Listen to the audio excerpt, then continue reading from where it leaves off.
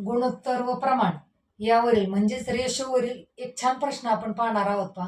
आणि त्याच्यासाठी एक भन्नाट ट्रिक मी तुम्हाला सांगणार आहे पहा. काय प्रश्न दिलाय? जर 1/x स 1/y 1/z बरोबर 2-3-3-4 तर x y बरोबर किती? फार सोपं आहे पहा. बघा काय करायचंय. आता एक्स ची किंमत काढायची. त्यावेळेस काय करायचंय, हा एक्स झाकून ठेवायचा आणि पुढच्या 2 अंकाचा काय करायचा, गुणाकार. 3 चौक 12.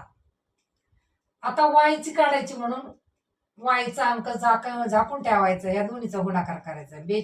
बेचोक 8.